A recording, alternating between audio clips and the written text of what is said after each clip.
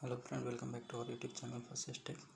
आज हम UGC net paper 1 के जो दिसंबर 2024 सेशन का एग्ज़ाम हुआ था जनवरी 2025 में, उसके 6 जनवरी 2025 के शिफ्ट 2 की चर्चा करेंगे। जो यहाँ PYQ लेटेस्ट क्वेश्चन है आपका, और ये आने वाले जून 2025 नेट एग्ज़ाम के लिए बहुत ही इम्पोर्टेंट है, वेरी। तो देखिए, ये पहला है कि एग्ज़ाम डेट है 6 जनवरी 2025 शिफ्ट 1, और ये फर्स्ट 5 क्वेश्चन जो है DI का होता है, तो इसको छोड़ देंगे हम। DI जिनसे बन जाता है उनको भी इनको हल्के में नहीं लेना है और आगे देखना है। क्वेश्चन नंबर 6 है कि निम्नलिखित विश्वविद्यालय की स्थापना के सही कालक्रम की पहचान कीजिए। पहला है SNDT वुमेन्स यूनिवर्सिटी 1916, फिर है इलाहाबाद विश्वविद्यालय, पटना यूनिवर्सिटी, कलकत्ता विश्वविद्यालय, फिर है पंजाब यूनिवर्सिटी 1882। तो इसको कालक्रम के अकॉर्डिंग से जाना है। पहले देखना है कि SNDT का जो है उसका स्थापना कब हुआ था, फिर इलाहाबाद विश्वविद्यालय का स्थापना कब हुआ था, फिर इसके बाद पटना विश्वविद्यालय की स्थापना कब हुआ था, और कलकत्ता विश्वविद्यालय, पंजाब विश्वविद्यालय। लेकिन यहाँ पे जो है सबका एक साथ दे दिया गया है, इसलिए ये क्वेश्चन अलग नहीं हो सकता है। यहाँ आंसर एक ही साथ दे दिया गया है, इसमें जो दिया हुआ है वही सही है। यानी कि SNDT जो है, SNDT वुमेन्स यूनिवर्सिटी 1916 में, इलाहाबाद यूनिवर्सिटी 1887 में, पटना यूनिवर्सिटी की स्थापना जो 1917 में हुआ था, कलकत्ता विश्वविद्यालय की स्थापना 1857 में हुआ था, फिर है पंजाब विश्वविद्यालय 1882 में। ये सही है, इसी अकॉर्डिंग में चलेगा। तो इस हिसाब से हमारा राइट आंसर हो जाएगा ऑप्शन नंबर डी। देखिए 7 नंबर क्वेश्चन है कि परमाणु ऊर्जा संयंत्र में शुरू से अंत तक होने वाले चरणों का सही कालक्रम बताना है। सबसे पहले नियंत्रित श्रृंखला अभिक्रिया, फिर उसके बाद न्यूट्रॉन का मॉडरेशन है, फिर न्यूट्रॉन द्वारा बमबारी है, फिर ऊष्मा विमोचन है, और ई में है रेडियोधर्मी नाभिक द्वारा न्यूट्रॉन का अवशोषण। तो परमाणु ऊर्जा संयंत्र में जो है प्रारंभ से लेकर अंत तक की प्रक्रिया को बताना है। तो हम देखेंगे कि किसी परमाणु ऊर्जा संयंत्र में जो है सबसे पहले क्या होता है, न्यूट्रॉनों की बमबारी की जाती है। तो यानी कि C नंबर जो है न्यूट्रॉनों की बमबारी, ये सबसे पहले आएगा। फिर उसके बाद जो है रेडियोधर्मी द्वारा न्यूट्रॉन का अवशोषण होगा, यानी रेडियोधर्मी द्वारा न्यूट्रॉन का अवशोषण होगा 2 नंबर पे। 3 नंबर पे जो है न्यूट्रॉन का मॉडरेशन होगा, ये हो जाएगा 3 नंबर पे। और उसके बाद नियंत्रित श्रृंखला प्रतिक्रिया होती है, ये 4 नंबर पे आ जाएगा। और 5वें नंबर पे जो है लास्ट में जो है वह हीट रिलीज किया जाता है, उसमें विमोचन होता है। तो इससे भी आप पकड़ सकते हैं कि परमाणु ऊर्जा संयंत्र में सबसे लास्ट में क्या होगा, हीट रिलीज किया जाएगा, उसमें विमोचन होगा, निकलेगा। तो 2 ऑप्शन तो ऐसे ही कट जाएगा, A और D खत्म, बचा B और C, इसी दोनों में से कोई होगा। तो चलिए देख लेते हैं, न्यूट्रॉन की बमबारी सबसे पहले B आता है, तो इस हिसाब से option number C is right answer. Next question है कि लाइन संगठन में सबसे उपयुक्त संचार प्रवाह क्या है। लाइन संगठन में, in the line organisation the best suited communication flow is, क्या होता है, तो वो होता है कि यहाँ चार्ट दिया हुआ है, हॉरिजॉन्टल, अपवर्ड, डाउनवर्ड और गेस्चरल इशारा। तो इसमें जो है डाउनवर्ड जो है नीचे की ओर, वो उपयुक्त संचार होता है लाइन संगठन में। इस हिसाब से राइट आंसर जो है C हो जाएगा। लाइन संगठन में जो है सबसे उपयुक्त संचार क्या होता है, डाउनवर्ड होता है, नीचे की तरफ होता है। अगला क्वेश्चन देखेंगे हम लोग, हंटर आयोग किसके मस्तिष्क की उपज थी, ठीक है ना। तो हंटर आयोग जो बना था वो किसके मस्तिष्क की उपज थी, तो लॉर्ड कर्जन है, लॉर्ड रिपन है, लॉर्ड ऑकलैंड है और लॉर्ड डफरिन है। तो आपको पता होना चाहिए कि हंटर आयोग जो है वो लॉर्ड रिपन के दिमाग की उपज थी, जिसका गठन कब हुआ था, 1882 से 83 में, और ये रिपन की अध्यक्षता में गठित किया गया था। इसका उद्देश्य क्या था, भारतीय शिक्षा में सुधार करना। तो राइट आंसर जो है ऑप्शन नंबर हमारा क्या हो जाएगा, option number B, Lord Curzon. देखिए क्या क्या इसका सिफारिश था। प्राथमिक शिक्षा का माध्यम मातृभाषा में होना चाहिए, एक आदर्श सरकारी हाई स्कूल की सिफारिश की थी। फिर इसके बाद स्कूल पाठ्यक्रम में व्यवहारिक पहलू और स्थानीय आवश्यकता पर जोर दिया जाना चाहिए। सरकारी स्कूलों में धार्मिक शिक्षा पर प्रतिबंध लगाना एवं निजी संस्थानों को अपना धार्मिक पाठ्यक्रम निर्धारित करने की स्वतंत्रता थी। मुसलमानों की शिक्षा को प्रोत्साहित करने की सिफारिश की थी। अगला क्वेश्चन है कि शिक्षण और सीखने के लिए वीडियो बनाने हेतु निम्नलिखित में से कौन सा उपकरण अत्यधिक उपयुक्त है। यानी which of the following tools are more suitable for creating video for teaching and learning. तो इसमें से देखिए कौन कौन सा। पहला ऑप्शन है कहूट है, उसके बाद इड पजल है, फिर स्क्रीन कास्टोमैटिक है, फिर माइंड मेस्टर है और लास्ट में जैम बोर्ड है। जैम बोर्ड जो है वो सबसे लास्ट में है। तो इसमें सबसे पहले देखना है हमको क्या क्या होगा।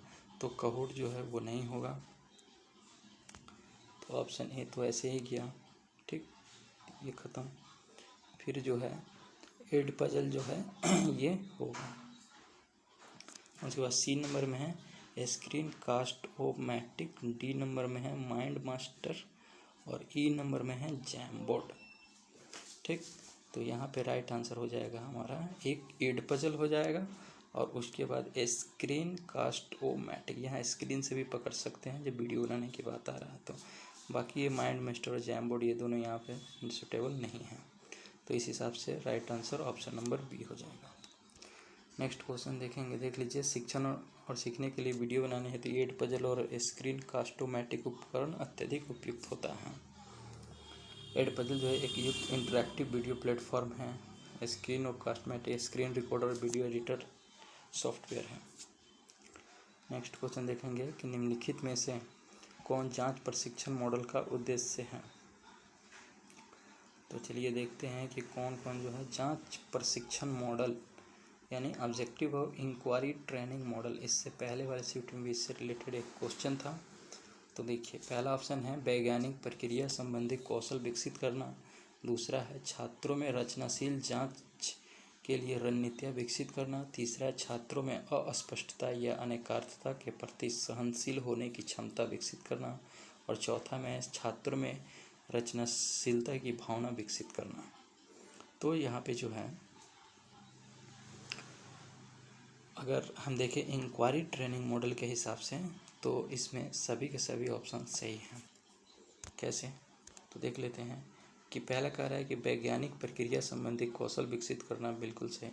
दूसरा कह रहा है कि छात्रों में रचनाशील जांच के लिए रणनीतियाँ विकसित करना, ये भी सही है। छात्रों में अस्पष्टता या अनेकार्थता के प्रति सहनशील होने की क्षमता विकसित करना, ये भी सही है।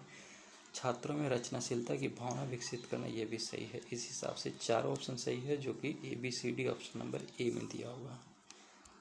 अगले क्वेश्चन की तरफ बढ़ेंगे। देख लीजिए कि रिचर्ड सुचमैन एक अमेरिकी मनोवैज्ञानिक है जिन्होंने जांच प्रशिक्षण मॉडल विकसित किया था। यह मॉडल एक निर्देशात्मक दृष्टिकोण है जो सक्रिय पूछताछ, समस्या समाधान और महत्वपूर्ण सोच कौशल पर बल देता है। इस मॉडल के द्वारा जांच प्रक्रिया में क्या होता है, शिक्षार्थियों को शामिल किया जाता है। वैज्ञानिक प्रक्रिया संबंधी कौशल विकसित करना, छात्रों में रचनाशील जांच के लिए रणनीतियाँ विकसित करना, छात्रों में अस्पष्टता के प्रति सहनशील होने की क्षमता विकसित करना एवं छात्रों में रचनाशील की भावना विकसित करना जांच प्रशिक्षण मॉडल के उद्देश्य हैं। नेक्स्ट क्वेश्चन है हमारा कि एक वस्तु का लागत मूल्य उसके विक्रय मूल्य का 95% है, लाभ अथवा हानि के प्रतिशत ज्ञात कीजिए। तो ये मैथ का क्वेश्चन है, इसको बना लीजिएगा। ऐसे मैं बता देता हूँ कि ये बहुत इजी क्वेश्चन है, ठीक है ना, काफ़ी इजी क्वेश्चन है ये। तो देख लीजिए कि कह रहा है कि एक वस्तु का लागत मूल्य यानी CP जो है उसके विक्रय मूल्य का 95% है, यानी SP का जो है 95% है। यहाँ परसेंट हटाएंगे तो नीचे 100 हो जाएगा, ठीक है। अब इसको कटाएंगे तो क्या हो जाएगा, 19/20 आएगा, ठीक। तो यहाँ पे जो है हम क्या इसको लिख सकते हैं, CP/SP बराबर 19/20 हो गया। CP 19 यूनिट है, SP जो है 20 यूनिट है। तो यहाँ पे क्या होगा, जाहिर सी बात है लाभ होगा। लाभ को कैसे निकालेंगे, तो p इक्वल टू 1, दोनों का डिफरेंस जो है 1 हो जाएगा, और नीचे 19 और यहाँ गुने 100 करेंगे परसेंट, तो हमारा परसेंटेज निकल के आएगा कितना, 5.26%, जो कि ऑप्शन नंबर सी में दिया है, सी इज राइट आंसर। अगला क्वेश्चन देखेंगे। क्वेश्चन नंबर 13 है कि डैश यह बताता है कि शिक्षार्थी अपनी संज्ञानात्मक प्रक्रियाओं का अनुवीक्षण और नियंत्रण कैसे करता है। कौन बताता है कि शिक्षार्थी अपनी संज्ञानात्मक प्रक्रियाओं का अनुवीक्षण और नियंत्रण कैसे करते हैं। तो पहला ऑप्शन है अभिसंज्ञानात्मक नियमन, दूसरा है अभिसंज्ञानात्मक शिक्षुता, तीसरा है अभिसंज्ञानात्मक भार या लोड, चौथा है अभिसारी चिंतन। तो इसमें जो है अभिसंज्ञानात्मक नियमन जो है वो यह बताता है कि शिक्षार्थी अपनी संज्ञानात्मक प्रक्रियाओं का अनुवीक्षण और नियंत्रण कैसे करते हैं। तो इस हिसाब से right answer is option number A. Right answer is option number A, अभिज्ञान संज्ञानात्मक नियमन। अगले क्वेश्चन देख लीजिए कि शिक्षार्थी अपनी संज्ञानात्मक प्रक्रियाओं का अनुवीक्षण और नियंत्रण करने के लिए अभिसंज्ञानात्मक नियमन का प्रयोग करता है। शिक्षार्थी अभिसंज्ञानात्मक नियमन के माध्यम से अपनी संज्ञानात्मक प्रक्रियाओं की निगरानी और नियंत्रण करते हैं, जो अनिवार्य रूप से सोचने के बारे में सोचना है। क्वेश्चन नंबर 14 देखेंगे हम लोग। तो देखिए, डिजिटल संचार के संदर्भ में निम्न में से कौन सिंप्लेक्स प्रकार के संचार के उदाहरण हैं। ठीक है, तो सिंप्लेक्स टाइप ऑफ कम्युनिकेशन के बारे में पता करना है। पहला ऑप्शन है रेडियो प्रसारण, दूसरा है टेलीविज़न प्रसारण, तीसरा है कंप्यूटर से प्रिंटर संचार, और चौथा है कीबोर्ड से कंप्यूटर संचार, और पांचवा है वॉकी टॉकी संचार। तो इसमें जो है सिंप्लेक्स टाइप ऑफ कम्युनिकेशन की पहचान करना है। तो वो क्या हो जाएगा हमारा, वो हो जाएगा रेडियो प्रसारण सिंप्लेक्स है। फिर टेलीविज़न जो है वह टेलीविज़न वो भी सिंप्लेक्स है, और कंप्यूटर से प्रिंटर संचार जो है वो भी सिंप्लेक्स है, और कीबोर्ड से कंप्यूटर संचार जो है वो भी सिंप्लेक्स है, लेकिन वॉकी टॉकी जो है वो सिंप्लेक्स नहीं है। यानी कि ऑप्शन नंबर ई को छोड़ करके बाकी सभी हमारे सिंप्लेक्स कम्युनिकेशन के उदाहरण हैं। ठीक, तो इस हिसाब से राइट आंसर हमारा क्या हो जाएगा, option number B, A B C D. अगले क्वेश्चन की तरफ हम लोग बढ़ेंगे, देख लीजिए। अगला क्वेश्चन है 15 नंबर कि टीम युग्म एकल रणनीति के विभिन्न चरणों को सही क्रम में व्यवस्थित कीजिए। टीम पेयर सोलो स्ट्रेटजी को करेक्ट ऑर्डर में बताना है। तो देखिए, सबसे पहले जो है क्या होता है, इसमें ऑप्शन दिया हुआ है, देखिए, व्यक्तिगत रूप से कार्य पूरा करना, दूसरा है एक विषय का चुनाव करना, तीसरा है किसी एक समस्या पर एक बड़ी टीम के रूप में सहयोग करना, चौथा है एक जैसी समस्या पर युग्मों में काम करना। तो इसमें सबसे पहले हम क्या करेंगे कि किसी भी चीज़ के लिए पहले एक विषय का चुनाव करेंगे। तो विषय का चुनाव करना किस ऑप्शन में है, ऑप्शन नंबर बी। तो इससे तो सीधा हमारा 2 ऑप्शन छट जाएगा कि बी और डी होगा नहीं, जब भी होगा तो ए और बी में होगा, ये दोनों ऑप्शन गया। अब फिर देखते हैं, एक विषय का चुनाव कर लिए, फिर किसी एक समस्या पर एक बड़ी टीम के रूप में सहयोग करेंगे, उस विषय से संबंधित जो समस्या होगी उस पर काम करेंगे हम। तो वो क्या हो जाएगा, 2 नंबर पे आ जाएगा सी, और ये 1 नंबर पे आ जाएगा।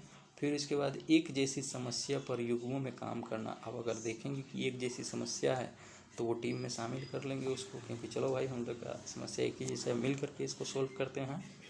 तो वो कहाँ दिया हुआ है, ये 3 नंबर पे। और लास्ट में जो है व्यक्तिगत रूप से कार्य करेंगे तो वो 4 नंबर पे आएगा। इस हिसाब से ऑप्शन नंबर हमारा ए इज राइट आंसर। अगले क्वेश्चन की तरफ बढ़ेंगे। अगला है इस गद्यांश को पढ़िए और सही दावे का चयन करिए। इसलिए इसका टावर नाम बाबेल कहा गया है क्योंकि ईश्वर ने पृथ्वी के सभी लोगों की भाषाओं को भ्रमित किया है।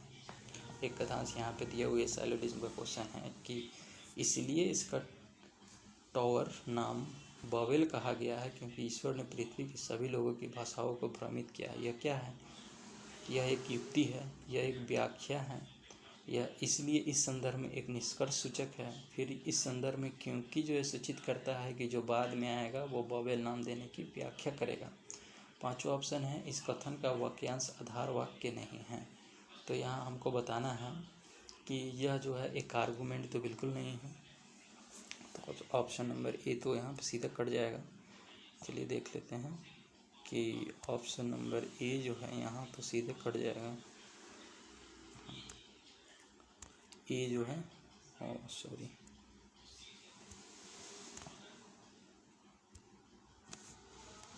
चलिए नहीं दिख रहा है, हाँ ए जो है वो सीधा कट जाएगा, वो होगा नहीं। ठीक, बचा क्या बी। बी में क्या है, यह एक व्याख्या है, तो हाँ व्याख्या तो कर रहा है। ठीक, सी जो है, बी जो सही हो जाएगा, ए गलत हो जाएगा। सी कह रहा है इसलिए इस संदर्भ में एक निष्कर्ष सूचक है। तो देखिए यहाँ पे इसलिए जो है पहले यूज़ किया जा रहा है, वो निष्कर्ष नहीं हो सकता है। ठीक, डी नंबर में जो है वह कह रहा है कि इस संदर्भ में क्योंकि जो है सूचित करता है कि जो बाद में आएगा वो बावेल नाम देने की व्याख्या करेगा, तो ये व्याख्या करेगा, बिल्कुल सही। उसके बाद जो है ई जो है इस कथन का वाक्यांश आधार वाक्य नहीं है, ये गलत कथन कह रहा है, इसमें परमिसेज है। ठीक है ना, ये नहीं कह रहा है, तो इस हिसाब से हमारा राइट आंसर क्या हो जाएगा, बी और डी, जो कि किस ऑप्शन में दिया हुआ है, बी और डी, यानी ऑप्शन नंबर बी में दिया हुआ है, बी और डी, यानी बी इसका राइट आंसर हो जाएगा। अगला क्वेश्चन की तरफ बढ़ेंगे हम लोग। अगला क्वेश्चन देख लीजिए कि निम्नलिखित में से क्या किए जाने पर शिक्षक द्वारा प्रत्यक्ष निर्देश का सर्वोत्तम उपयोग किया जाता है। प्रत्यक्ष निर्देश का सर्वोत्तम उपयोग किया जाता है किस, क्या किए जाने पर, तो वो जो है मूलभूत कौशल और सुव्यक्त ज्ञान का अध्यापन जो है वो किए जाने पर जो है किसी शिक्षक द्वारा प्रत्यक्ष निर्देश का सर्वोत्तम उपयोग किया जाता है। कब, जब मूलभूत कौशल और सुव्यक्त ज्ञान का अध्यापन हो। अगला क्वेश्चन है हमारा कि निम्नलिखित में से कौन सा दोषपूर्ण प्रेरणा की भ्रांति का एक रूप नहीं है। तो चलिए इसको देखते हैं कि which among following is not a form of fallacy और डिफेक्टिव इंडक्शन। डिफेक्टिव इंडक्शन का नहीं है, तो हम यहाँ देखेंगे पहला है कि आर्गूमेंट फ्रॉम इग्नोरेंस, अज्ञानता से तर्क, तो ये गलत है। यहाँ पे क्या पूछ रहा है, नहीं पूछ रहा है। फिर जो है कॉम्प्लेक्स क्वेश्चन, जटिल प्रश्न, ये होगा। फिर है फॉल्स कॉज, मिथ्या कारण, ये भी नहीं होगा। हैस्टी जनरलाइजेशन, जल्दबाजी में समझ, ये भी नहीं होगा। बेगिंग द क्वेश्चन, प्रश्न पूछना, ये होगा। यानी हमारा ऑप्शन बी और ऑप्शन ई सही होगा, जो कि राइट आंसर ऑप्शन बी में दिया हुआ है। देखिए, जटिल प्रश्न और प्रश्न पूछना दोषपूर्ण प्रेरणा की भ्रांति का एक रूप नहीं है। अन्य सभी दोषपूर्ण प्रेरणा की भ्रांति के रूप में होंगे। दोषपूर्ण प्रेरणा की भ्रांति तब होती है जब कोई तर्क ऐसे आधारों का उपयोग करता है जो निष्कर्ष के लिए प्रासंगिक होते हैं, परंतु इसका समर्थन करने के लिए बहुत कमजोर या अपर्याप्त होते हैं। ठीक है, चलिए देखते हैं फिर अगला क्वेश्चन की तरफ हम लोग बढ़ेंगे।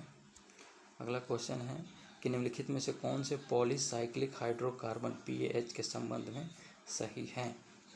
तो वो देख लीजिए कि पॉली हाइड्रोकार्बन के संबंध में पूछा जा रहा है। तो पहला कथन है कि वे प्रबल कैंसर कारक वायु प्रदूषक हैं। ठीक है ना, poly aromatic hydrocarbon, poly aromatic hydrocarbon की बात की जा रही है, जो कि वे प्रबल कैंसर कारक वायु प्रदूषक है, बिल्कुल सही। बी नंबर कह रहा है कि इनका निर्माण तब होता है जब न्यूनतम 10 बेंजीन वलय एक साथ मिलते हैं, गलत। फॉर्मल्डिहाइड पीएच का उदाहरण है, ये भी गलत है। फिर उसके बाद है कि जीवाश्म ईंधन के दहन से इनका निर्माण होता है, ये सही है। यानी ए और डी सही है पॉलीसाइक्लिक हाइड्रोकार्बन के संबंध में, बाकी सभी गलत हैं। अब देखते हैं कि ए और डी किस ऑप्शन में दिया हुआ है। तो ए और डी ऑप्शन नंबर डी में दिया हुआ है, इसलिए राइट आंसर है डी। नेक्स्ट क्वेश्चन की तरफ बढ़ेंगे। तो वो है कि कौन से जल गुणवत्ता प्राचल के निर्धारण के लिए जार टेस्ट किया जाता है। यानी टर्बिडिटी, अविलेयता जो है, टर्बिडिटी अविलेयता जो है, यह जल गुणवत्ता प्राचल के निर्धारण के लिए जार टेस्ट के रूप में किया जाता है। क्या आंसर हो जाएगा, टर्बिडिटी, ऑप्शन नंबर डी। देखिए, अविलेयता के संदर्भ में गुणवत्ता प्राचल के निर्धारण के लिए जार टेस्ट किया जाता है। जार टेस्ट जल उपचार की एक प्रयोगशाला प्रक्रिया है। यह अपशिष्ट जल के नमूने पर रासायनिक उपचारों का परीक्षण करती है। ठीक, बाकी तो BOD biological oxygen demand, COD chemical oxygen demand, ये सब पता होगा ही। अगला क्वेश्चन है कि किसी प्रदत्त समुच्चय के लिए निम्नलिखित मापों को आरोही क्रम में व्यवस्थित कीजिए। तो वो प्रदत्त समूह के लिए कर रहा है, तो पहले देख लीजिए। कह रहा है क्या कि 7th डिसाइल 7वां दशमक, फिर है मीडियन माध्यिका, 3rd क्वार्टाइल तीसरा चतुर्थांश, 78th परसेंटाइल। तो इसको सजाना है किसमें, तो आरोही क्रम में यानी असेंडिंग ऑर्डर में। तो इसको जब सजाइएगा तो सबसे पहले इसमें आ जाएगा क्या, माध्यिका आएगा जो कि बी में है 1 नंबर पे। फिर उसके बाद जो है 7वां दशमक आ जाएगा ये। उसके बाद जो है तीसरा चतुर्थांक आ जाएगा, और उसके बाद जो है सबसे लास्ट में 18 ये तीसरा हो जाएगा, और चौथा जो है 78th परसेंटाइल आ जाएगा। ठीक है, ये मैथ का डाटा है, इसको याद कर लेना है। अगला क्वेश्चन है हमारा कि साइबर सुरक्षा के संदर्भ में लक्षित प्रयोक्ताओं के लिए फिशिंग का निम्न में से कौन सा खतरा है। तो फिशिंग का खतरा जो है वह क्या है, फिशिंग जालसाजीपूर्ण क्रियाकलाप किया जाता है। ठीक है, जालसाजीपूर्ण, यहाँ साइबर सुरक्षा से भी पढ़ सकते हैं। उस संदर्भ में जो है लक्षित प्रयोक्ताओं के लिए फिशिंग का अर्थ जो है वो क्या हो जाएगा, फ्रॉडुलेंट एक्टिविटी, जालसाजी क्रियाकलाप। ऑप्शन नंबर सी में दिया हुआ है।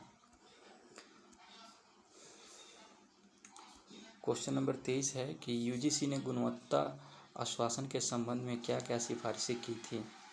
तो उसकी सिफारिश को देख लेते हैं एक बार कि अलाभप्रद महाविद्यालय और विश्वविद्यालय को ध्वस्त करना, निजी विश्वविद्यालयों के लिए एक समानांतर प्रत्यायन अभिकरण की स्थापना करना, संपूर्ण गुणवत्ता प्रबंधन परिपाटियों को अपनाना, नवोन्मेष और सृजनात्मकता के माध्यम से गुणवत्ता बनाए रखना, और लास्ट है समुचित मूल्यांकन और प्रत्यायन प्रणालियों की स्थापना करना। तो इस हिसाब से हमारा राइट आंसर हो जाएगा क्या, इसमें देखेंगे सिफारिश जो है, पहले एक बार ध्यान से पढ़िए, इसमें पता चलेगा कुछ क्या क्या सिफारिश है। कि अलाभप्रद महाविद्यालय विश्वविद्यालय ध्वस्त तो नहीं करने की बात किया है यूजीसी, ध्वस्त से गलत हो जाएगा।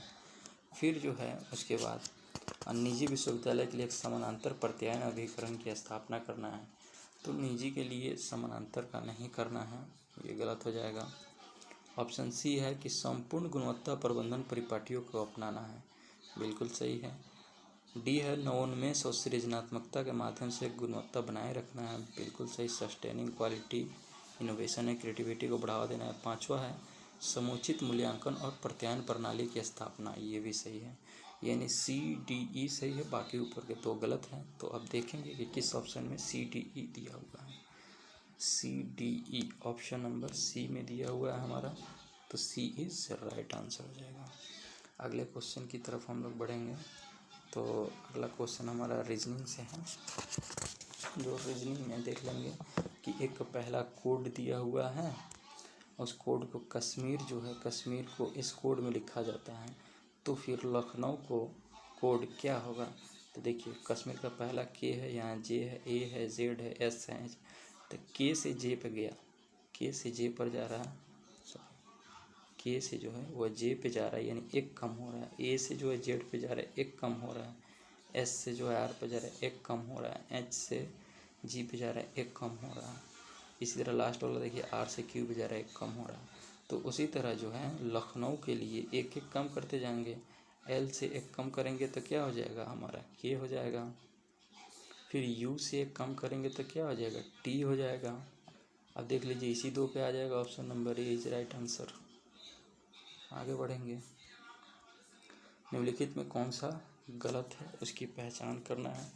देखिए पहला क्वेश्चन है कि जैन मतावलंबियों के लिए शब्द प्रमाण लघुकृत अनुमान है। दूसरा है बौद्ध मतावलंबियों के लिए शब्द स्वतंत्र प्रमाण नहीं है। तीसरा है मीमांसा के लिए शब्द स्वतंत्र प्रमाण है। चौथा है वेदांतियों के लिए शब्द वैध ज्ञान का स्रोत है। तो इसमें गलत की पहचान करना है।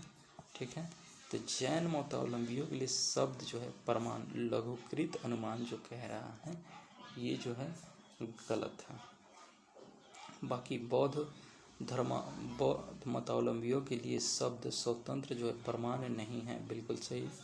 मीमांसा के लिए शब्द स्वतंत्र प्रमाण है, बिल्कुल सही। वेदांतियों के लिए शब्द वैध ज्ञान स्रोत है, बिल्कुल सही। तो यहाँ गलत ही पूछ रहा था वो, कि राइट आंसर हमारा ए हो जाएगा। अगले क्वेश्चन की तरफ बढ़ेंगे हम लोग। देखिए, पढ़ दे रहे हैं एक बार। शब्द के संदर्भ में प्रत्येक धर्मों ने अलग अलग प्रमाण दिए हैं। बौद्ध मतावलंबियों के लिए शब्द स्वतंत्र प्रमाण नहीं है। मीमांसा के लिए स्वतंत्र प्रमाण है। वेदांतियों के लिए शब्द वैध ज्ञान का स्रोत है, जबकि जैनियों के अनुसार शब्द प्रमाण अनुमान नहीं होता है। फिर हम आगे देखेंगे। अगला क्वेश्चन हमारा है कि BL ओटेयर द्वारा सूचीबद्ध मीडिया की लाभ अधिकतमीकरण रणनीतियों का सही क्रम क्या है, उसकी पहचान करना है। तो सबसे पहले क्या आएगा देख लेते हैं। पहले ऑप्शन पढ़ेंगे। ख्याति प्राप्त व्यक्ति, सेलिब्रिटी, चमत्कारिक प्रदर्शन, स्पेक्टेकल, सहक्रिया, नियोजित अप्रचलन, सुरक्षा का तर्क। तो इसमें जो है BL ओटेयर द्वारा सूचीबद्ध मीडिया की लाभ अधिकतमीकरण रणनीति को बताना है। तो सबसे पहले जो है सहक्रिया आएगा, ठीक है ना। सबसे पहले सहक्रिया आएगा, उसके बाद जो है नियोजित अप्रचलन आएगा, ठीक। उसके बाद सुरक्षा का तर्क आएगा, उसके बाद जो है ख्याति प्राप्त व्यक्ति आएंगे 4 नंबर पे, उसके बाद जो है चमत्कारिक प्रदर्शन होगा। तो देखिए ये कहाँ पे दिया हुआ है, तो ये ऑप्शन नंबर सी में दिया हुआ है। इस हिसाब से राइट आंसर है ऑप्शन नंबर सी। आगे देखेंगे हम लोग अगले क्वेश्चन की तरफ। तो अगला क्वेश्चन है हमारा कि किसी अनुसंधान प्रतिभागियों का अध्ययन के आरंभ में विशेष प्रश्नावली से किया जाता है, परंतु अनुसंधानकर्ता परवर्ती मूल्यांकन हेतु प्रश्नों को बदल देता है ताकि प्रतिभागी उन्हें उत्तरों को दोहरा न सकें। तो अध्ययन में आंतरिक वैधता का कौन सा संभावित खतरा हो सकता है, ठीक है। तो वो बताना है। एक बार और पढ़ते हैं क्वेश्चन को कि किन्हीं अनुसंधान प्रतिभागियों का मूल्यांकन अध्ययन के आरंभ में विशेष प्रश्नावली से किया जाता है, परंतु अनुसंधानकर्ता परवर्ती मूल्यांकन हेतु प्रश्नों को बदल देता है ताकि प्रतिभागी उन्हीं उत्तरों को दोहरा न सकें। तो अध्ययन में आंतरिक वैधता इंटरनल वैलिडिटी को कौन सा संभावित खतरा हो सकता है। तो माप यंत्रण का खतरा हो सकता है, इंस्ट्रूमेंटेशन का खतरा हो सकता है, यानी option number A is right answer. आगे देखेंगे। अगला है मिलान वाला हमारा मैच द फ्लोइंग है। तो देखिए 28 का क्वेश्चन है। पहला है आर्यभट्ट, दूसरा है कन्नाद, दूसरा है सुश्रुत, चौथा है नागार्जुन। तो आर्यभट्ट जो है वो क्या थे, एक खगोल विज्ञानी थे। तो ये 4 नंबर में गया, ठीक है। उसके बाद कन्नाद जो है, चलिए कन्नाद नहीं भी मालूम है तो सुश्रुत मालूम होगा ही, ये शल्य चिकित्सा से पहला सर्जरी करने वाला सुश्रुत है, तो ये यहाँ गया। नागार्जुन जो है, नागार्जुन ये क्या है, तो ये अल्केमी हो जाएगा। या फिर इसी 2 ऑप्शन से अगर हम रहने देंगे तो चलिए पकड़ लेंगे आंसर हम कि ए का 4 और डी का 2, ए का 4 और डी का, सॉरी एक मिनट, डी का नहीं होगा, सी का 2 होगा, सी का 2, हाँ। सुश्रुत जो है शल्य चिकित्सा, ए का 4 और डी का 2 किस ऑप्शन में है, तो ए का 4 डी का 2 ऑप्शन नंबर डी में है हमारा, तो D is right answer. Next question देखिए। आर्यभट्ट जो है खगोल विज्ञान क्षेत्र से संबंधित है, कनाद जो है परमाणु सिद्धांत से संबंधित है, सुश्रुत का संबंध जो है शल्य चिकित्सा से है, नागार्जुन का संबंध जो है अल्केमी से है। अब देखिए यहाँ पे एक रीजनिंग आता है।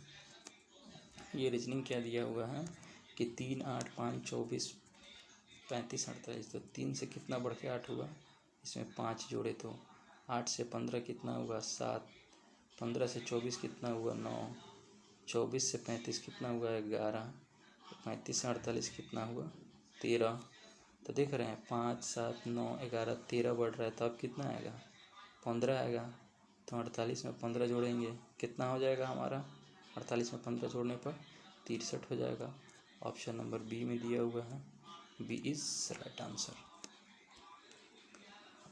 अगला क्वेश्चन की तरफ हम लोग बढ़ेंगे। तो अगला क्वेश्चन है हमारा मैच द फ्लोइंग से रिलेटेड। इसमें पहला है कि स्वचालित डेटा प्रग्रहण के उदाहरण दिया हुआ है और इधर समुचित प्रत्यक्ष डेटा प्रविष्टि युक्ति दिया हुआ है।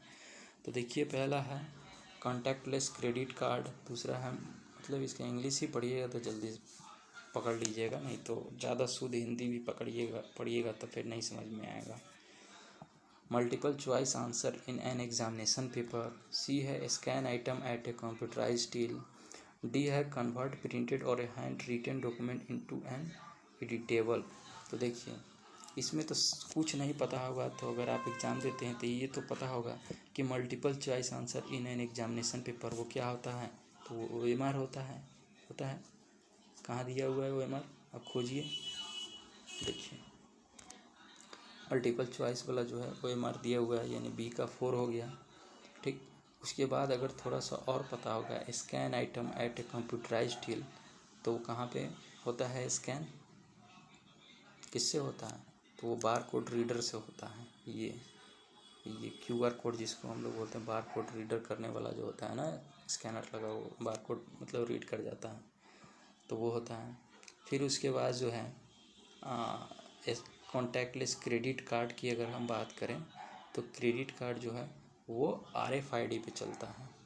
ठीक, वो कि ये नंबर में दिया हुआ है, दिख नहीं रहा है यहाँ पे, चलिए बोल देते हैं हम। फिर है चौथा है कन्वर्ट प्रिंटेड और handwritten document into an editable. तो ये जो है OCR ऑप्टिकल कैरेक्टर रिकॉग्नाइजेशन, ये होता है OCR।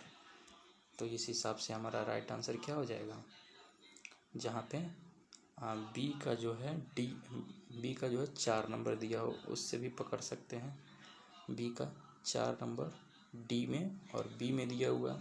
फिर हमारा एक जो आया है कॉन्टैक्टलेस क्रेडिट कार्ड का, वो क्या आया, RFID आया है जो कि 2 नंबर में था, तो ए का 2 हो जाएगा। इस हिसाब से right answer option number D हो जाएगा। चलिए अगला क्वेश्चन की तरफ बढ़ेंगे। अगला क्वेश्चन है प्रारंभिक से अंतिम चरण की ओर जोखिम मूल्यांकन का सही क्रम क्या है। प्रारंभिक से अंतिम मूल्यांकन की ओर जोखिम मूल्यांकन का सही क्रम बताना है। तो जोखिम मूल्यांकन का सही क्रम देखने के लिए हमें क्या करना होगा, सबसे पहले खतरे की पहचान करना होगा। तो खतरे की पहचान कहाँ दिया हुआ है भाई, हजार्ड आइडेंटिफिकेशन, खतरे की पहचान। चलो ऊपर चलो थोड़ा भाई। खतरे की पहचान सबसे पहले करना होगा 1 नंबर पे। उसके बाद जो है क्या करना होगा, एक्सपोजर असेसमेंट करना होगा, उद्भाषण आकलन करना होगा। फिर जोखिम का विशेषीकरण करना होगा, ये 3 नंबर पे हो जाएगा। और रिस्क मैनेजमेंट जो जोखिम का प्रबंधन करना होगा 4 नंबर पे। यानी क्या आ जाएगा, CADB। देखते हैं किसमें, CADB जो है ऑप्शन नंबर सी में है हमारा, सी इज राइट आंसर हो जाएगा। अगले क्वेश्चन की तरफ बढ़ेंगे। तो अगला क्वेश्चन है हमारा मैच द फॉलोइंग से ही रिलेटेड है। एक कंसेप्ट दिया हुआ है, उसका डिस्क्रिप्शन दिया हुआ है, उसको पढ़ना है। चलिए देखते हैं। पहला है पैपराजी यानी फोटो पत्रकार। दूसरा है पैरोडी यानी नकल। अक्सर आप लोग देखे हुए कि रवीश कुमार का यूट्यूब चैनल बना लिया, उसका फेसबुक पेज बना लिया, लेकिन उसमें ब्रैकेट में लिखता है रवीश कुमार, ब्रैकेट में लिखेगा पैरोडी, यानी असली नहीं है भाई, नकली है, समझ लीजिए। फिर उसके बाद जो है रेडिकल रीडिंग, आमूल परिवर्तनवादी पठन। फिर है सॉप ओपेरा। तो देखिए इसमें सबसे ज़्यादा लोकप्रिय पैरोडी है, उसी के हिसाब से पकड़ने की कोशिश करेंगे। पहला ऑप्शन है परोक्ष तरीके से किसी का मजाक उड़ाना। दूसरा है श्रोता और दर्शकों द्वारा लेखकों के अर्थों, मूल्यों और मतों को अस्वीकृत करना। तीसरा है धारावाहिक नाटक शैली। चौथा है स्वतंत्र फोटोग्राफर जो ख्याति प्राप्त व्यक्तियों का पीछा करते हैं। तो क्या हो जाएगा, ये तो फोटोग्राफर से संबंधित आपको यहीं पे लग रहा है, पढ़िए ऑप्शन नंबर 4 इसका फोटोग्राफर से। तो इसको कहाँ ले जाएंगे हम, फोटो पत्रकार से, यानी ई का हमारा 4 हो जाएगा। ठीक है, और बी का जो है पैरोडी जो है, तो ये किसी का क्या होता है, कॉमेडी में नकल उतारना, परोक्ष तरीके से किसी का मजाक उड़ाना। तो ये बी का ऊपर, इसी पर हमारा आंसर पकड़ा जाएगा। ए का 4 बी का 1। चलिए देखते हैं ऑप्शन को, ए का 4 बी का 1 ऑप्शन नंबर डी में दिया हुआ है। इस हिसाब से right answer is option number D. इसका सभी को पढ़ देते हैं हम। फोटो पत्रकार जो है स्वतंत्र फोटोग्राफर जो ख्याति प्राप्त व्यक्तियों का पीछा करते हैं। दूसरा पैरोडी या नकल है जो परोक्ष तरीके से किसी का मजाक उड़ाता है। उसके बाद जो है आमूल परिवर्तनवादी पठन जो है, यह श्रोता या दर्शकों द्वारा लेखकों के अर्थों, मूल्यों और मतों को अस्वीकृत करता है। और सोप ओपेरा जो है वो धारावाहिक नाटक शैली है। अगला क्वेश्चन है 33 नंबर कि किसी विशिष्ट समय में स्थान पर किया जा रहा अन्वेषण जो किसी ऐसे एकल प्रश्न पर केंद्रित होता है जो सामान्य प्रश्नों की ओर अनुस्थापित नहीं होता, वह क्या कहलाता है? तो वो पार्टिकुलरिस्टिक रिसर्च कहलाता है, विशिष्टता परक अनुसंधान। किसी पार्टिकुलर क्षेत्र में ही रह जाता है। इसमें आप कीवर्ड से भी पकड़ सकते हैं कि यहाँ किसी विशिष्ट समय की बात कर रहा है, किसी विशिष्ट समय की बात कर रहा है। ठीक है, तो वहाँ से भी देख सकते हैं हम लोग, किसी विशिष्ट समय की बात कर रहा है। तो किसी विशिष्ट समय से भी अगर हम पकड़ना चाहें तो देखिए यहाँ ऑप्शन वहाँ से पकड़ा जाएगा, किसी विशिष्ट समय। तो यहाँ विशिष्टता परक अनुसंधान दिया हुआ है, यानी राइट आंसर जो है ऑप्शन नंबर सी हो जाएगा। किसी विशिष्ट समय और स्थान पर किया जा रहा अन्वेषण जो किसी ऐसे एकल प्रश्न पर केंद्रित होता है जो सामान्य प्रश्नों की ओर अनुस्थापित नहीं होता, वह विशिष्टता परक अनुसंधान कहलाता है, जिसकी कुछ विशेषताएं या पिछले मामले में स्थिति पर केंद्रित होता है, विस्तृत विवरण प्रदान करता है, ये सब होता है। अगला है 34 क्वेश्चन। इसको ये MS एक्सेल वर्ड से कंप्यूटर का क्वेश्चन है, इसको ICT का ये छोड़ देंगे हम लोग, इसको अलग से चर्चा करेंगे। नेक्स्ट क्वेश्चन देखते हैं हम लोग कि 35 नंबर विषय वस्तु विश्लेषण के संबंध में सही कथनों की पहचान कीजिए। तो देखिए क्या दिया हुआ है। पहला कथन है, यह अत्यंत पारदर्शी अनुसंधान पद्धति है। दूसरा है, पुनरावृत्ति और अनुवर्ती अध्ययन विषय वस्तु विश्लेषण में साध्य नहीं है। तीसरा है, यह अनुदैर्ध्य विश्लेषण के कुछ परिमाण को अपेक्षाकृत सहजता के साथ अनुमति दे सकता है। चौथा है, यह व्यापक विविधता वाली विभिन्न प्रकार की असंरचित पाठ्य संदर्भित सूचना पर लागू हो सकता है। तो देखिए इसमें कौन कौन सही है वो पता करना है कि विषय वस्तु विश्लेषण के संबंध में क्या दिया हुआ 35 क्वेश्चन, किसी विषय वस्तु विश्लेषण के संबंध में सही कथन की पहचान करना है हमको। तो चलिए देखते हैं कि यह अत्यंत पारदर्शी अनुसंधान पद्धति है, तो ये बिल्कुल सही है। दूसरा कह रहा है कि पुनरावृत्ति और अनुवर्ती अध्ययन विषय वस्तु विश्लेषण में साध्य नहीं है, तो ये गलत हो जाएगा। तीसरा है, यह अनुदैर्ध्य विश्लेषण के कुछ परिमाण को अपेक्षाकृत सहजता के साथ अनुमति दे सकता है, तो ये बिल्कुल सही है। डी है, यह व्यापक विविधता वाली विभिन्न प्रकार की असंरचित पाठ संदर्भित सूचना पर लागू हो सकता है, ये भी सही है। यानी ACD हमारा सही है, जो कि देखेंगे किस ऑप्शन में है। ACD option number B is right answer. 36 number question है कि निम्नलिखित अधिनियमों का उनके अधिनियमन के वर्ष के अनुसार प्राचीनतम से नवीनतम की ओर सही कालानुक्रम में क्रोनोलॉजी में सजाना है। पहला ऑप्शन है पर्यावरण संरक्षण अधिनियम, दूसरा है वन्यजीव संरक्षण अधिनियम, तीसरा है वायु प्रदूषण की रोकथाम और नियंत्रण अधिनियम, चौथा है जल प्रदूषण की रोकथाम और नियंत्रण अधिनियम। ये बहुत ही इम्पोर्टेंट क्वेश्चन है पीपुल एनवायरनमेंट का, ये बहुत बार पूछा गया, इसको स्टाइक मार्क कर लीजिएगा। तो देखिए इसमें सबसे पहले ये पता होना चाहिए कि वन्यजीव संरक्षण अधिनियम जो है उसकी स्थापना जो है 1972 में किया गया था। वन्यजीव संरक्षण अधिनियम 1972 में। फिर उसके बाद जो है जल प्रदूषण रोकथाम और नियंत्रण अधिनियम कब किया गया था? जल प्रदूषण आया 74 में, ये 74 में 2 साल बाद उसके। फिर उसके बाद जो है जल प्रदूषण के बाद जो है वायु प्रदूषण रोकथाम नियंत्रण अधिनियम आया, वो कब आया? 81 में आया, तो ये 1981 हो जाएगा। फिर पर्यावरण संरक्षण अधिनियम जो है यह कब आया? ये 86 में आया। इस हिसाब से हमारा राइट आंसर जो है ऑप्शन नंबर सबसे पहले क्या हो जाएगा? बी हो जाएगा, डी तब सी तब ए। चलिए देखते हैं BDCA कहाँ है, तो BDCA ऑप्शन नंबर ए में है, तो ए इज़ राइट आंसर।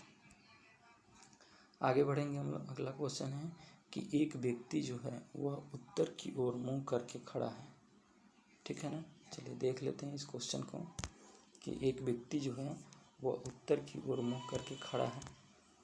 देखिए उत्तर ऊपर की तरफ होता है, जब भी मैप बनाइएगा तो उत्तर की तरफ रखिए, ऊपर जो है अपवर्ड जो है नॉर्थ होता है, नीचे साउथ होता है, राइट में ईस्ट होता है। यानी ये वाला नॉर्थ हो गया, ये वाला ईस्ट हो गया, ये वेस्ट हो गया और ये साउथ हो गया। तो देखिए कह रहा है कि एक व्यक्ति उत्तर दिशा के मुँह करके खड़ा है, वो वामवर्त दिशा में, वामवर्त मतलब क्या होता है, एंटी क्लॉकवाइज, एंटी क्लॉकवाइज दिशा में 90 डिग्री घूमता है। तो एंटी क्लॉक में 90 डिग्री ऐसे घूमेगा, ठीक।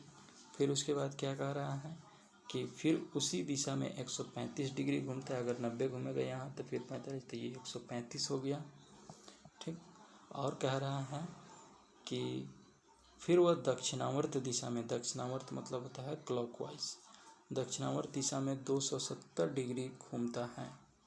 तो अब ये देखिए 130 और 90 कितना हो जाएगा, 135 और 90 कितना हो जाएगा,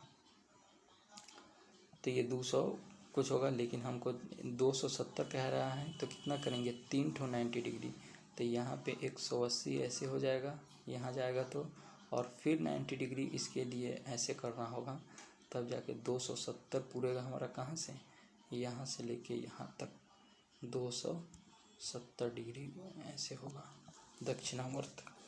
तो अब जाके लास्ट में यहाँ पे बचे हम लोग खड़ा हुए, तो ये पूछ रहा है कि किस दिशा की तरफ, तो ये कौन सी दिशा है, देखिए यहाँ नॉर्थ है और यहाँ ईस्ट है, तो ये बीच वाला क्या हो गया, नॉर्थ ईस्ट हो गया, यानी राइट आंसर हम लोग का ए हो गया।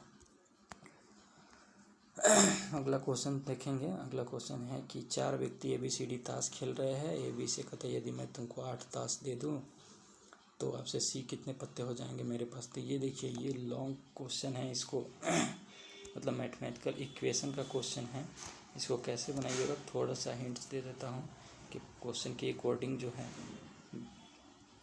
C जो कह रहा है B को कि मैं तुमको 8 दे दूंगा तो तुम मेरे बराबर हो जाओगे, यानी B + 8 = C। फिर कह रहा है कि वो उससे मैं 8 ले लूँगा तो वो C से कितना हो जाएगा, 3 कम हो जाएगा, ठीक। फिर उसके बाद कह रहा है कि A जो है अगर 6 दे दे तो वो D के 2 गुना हो जाएगा, यानी 2D हो जाएगा। फिर एक और कह रहा है कि अगर B और D को जोड़े, B + D को जोड़े तो कितना हो जाएगा, वो 50 हो जाएगा। तो ये आपको लगभग 1 2 3 4 समीकरण प्राप्त हुए, इसको सॉल्व कीजिएगा, सभी का मान निकल जाएगा। तो इसको छोड़ देते हैं, आगे बढ़ते हैं। अगला क्वेश्चन है कि निम्नलिखित युक्ति के आधार पर सही कूट का चयन कीजिए। पहला दे रहा है कि सभी अभिनेता खिलाड़ी हैं, सभी अभिनेता जो है सभी अभिनेता खिलाड़ी हैं। दूसरा है कुछ अभिनेता विदूषक हैं, इसलिए कुछ विदूषक जो है वो खिलाड़ी हैं। तो चलिए इसका वेन डायग्राम बनाते हैं, इससे पकड़ में आ जाएगा। जैसे सभी अभिनेता जो हैं, ठीक है ना, तो हम मान लेते हैं ये अभिनेता हैं, ये अभिनेता क्या है, सभी खिलाड़ी हैं।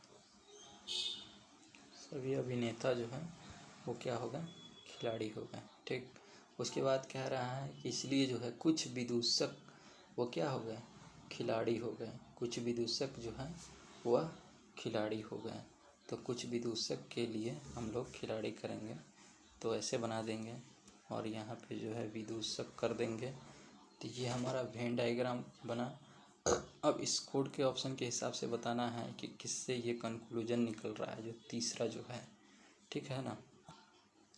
तो ये जो है हमारा थर्ड फिगर से निकल रहा है, और थर्ड फिगर किस में दिया हुआ है, तीसरी आकृति ऑप्शन नंबर C में दिया हुआ है, C इज राइट आंसर हो जाएगा। अगले क्वेश्चन की तरफ बढ़ेंगे हम लोग। अगला क्वेश्चन है कि निम्न में से कौन सा गूगल द्वारा विकसित प्रथम पूर्णतः मुक्त स्रोत मोबाइल ऑपरेटिंग सिस्टम है, अर्थात यह किसी भी सेल फोन मोबाइल नेटवर्क के लिए निःशुल्क है। तो ये अभी पिछले ही शिफ्ट में आया हुआ था, इससे पहले वाले जो हम वीडियो बनाए हैं उसमें ये था, वहाँ देख सकते हैं, बताया भी कि एंड्रॉयड जो है ये किसी भी मोबाइल ऑपरेटिंग सिस्टम के लिए बिल्कुल मुफ्त कर दिया गया है गूगल के द्वारा। गूगल ने इसको सबसे पहले विकसित किया था, तो option number C is right answer हो जाएगा। हर मोबाइल का स्विच ऑफ खोलिएगा आप लोग तो पहले वहाँ क्या लिखता है, एंड्रॉयड, चाहे वो किसी भी कंपनी का हो। बस एक सिर्फ एप्पल का जो आईफोन जो है वो क्या उसका अपना है iOS ऑपरेटिंग सिस्टम, बाकी सभी में एंड्रॉयड है जिसे गूगल ने विकसित किया हुआ है। चलिए देखते हैं अगला क्वेश्चन 41 नंबर के निम्नलिखित में से कौन से संचार में सुधार में सहायता करता है। संचार सुधार में सहायता करता है। तो पहला है दूसरे के विचार पर ध्यान नहीं देना। दूसरा है बोधगम्य कुटिपद्धीकरण इंटेलिजिबल इनकोडिंग। तीसरा है संदेश के उद्देश्य को स्पष्ट करना। चौथा है प्राप्तकर्ता की आवश्यकताओं की पहचान करना। पांचवा है प्राप्तकर्ता के मनोभावों की उपेक्षा करना। तो यहाँ पे जो है दूसरे के विचार पर अगर हम जब तक नहीं ध्यान देंगे तो हम अपने संचार में कैसे सुधार कर सकते हैं। ये तो पहले ही गलत हो गया। उसके बाद बचा बोधगम्य कुटिबद्धीकरण, तो ये इंटेलिजिबल इनकोडिंग करना पड़ता है, ये सही है। फिर उसके बाद जो है संदेश के उद्देश्य को स्पष्ट करना, ये तो बिल्कुल सही है। उद्देश्य स्पष्ट होगा तभी हमारा कोई भी संचार जो है वो प्रभावशाली होगा। तो बी और सी सही है। एक ऑप्शन और बच रहा है, उसको इधर देखेंगे हम लोग। 2 बच रहा है, हाँ। तो डी में है प्राप्तकर्ता की आवश्यकताओं की पहचान करना। ई में है प्राप्तकर्ता के मनोभाव की उपेक्षा करना। तो देखिए उपेक्षा तो करेंगे ही नहीं तो फिर हमारा बेहतर संचार, अगर उपेक्षा कर देंगे तो बेहतर संचार होगा नहीं, इसलिए ऑप्शन ये गलत हो गया। ऑप्शन डी है प्राप्तकर्ता की आवश्यकताओं की पहचान करना, बिल्कुल सही। तो हमारा क्या सही था उधर, बी सही था, सी सही था, यहाँ डी सही हो गया। तो B C D option number B में है वो राइट आंसर हो जाएगा। अगला क्वेश्चन है 42 नंबर, देखते हैं इसको कि ये क्वेश्चन जो है संगठनात्मक संचार में प्रमुख बाधाओं में से एक है। कौन सी बाधा है संगठनात्मक संचार में जो है प्रमुख बाधा क्या है। तो वो जो है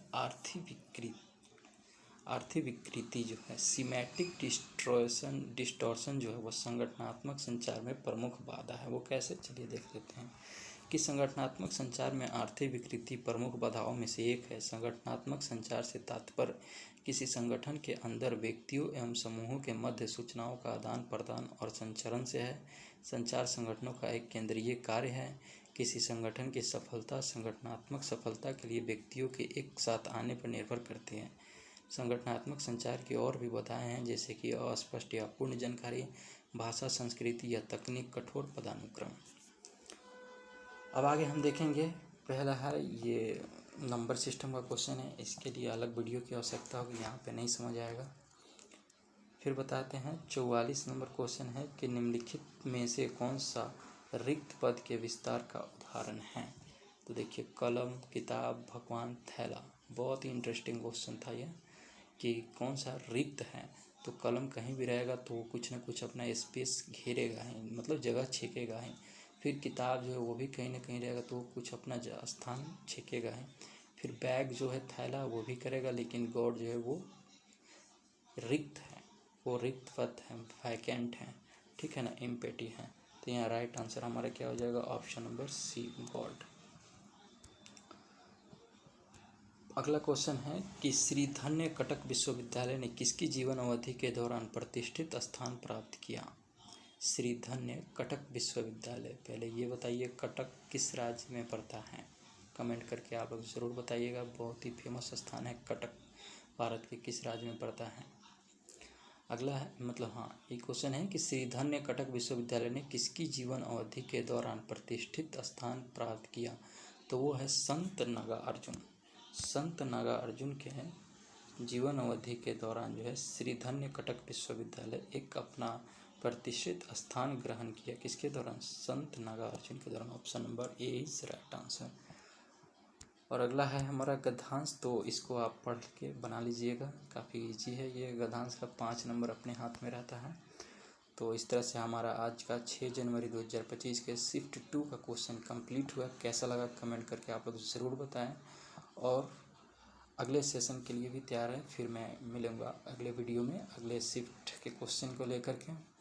तो चैनल को लाइक, सब्सक्राइब, शेयर करना ना भूलें। Thank you.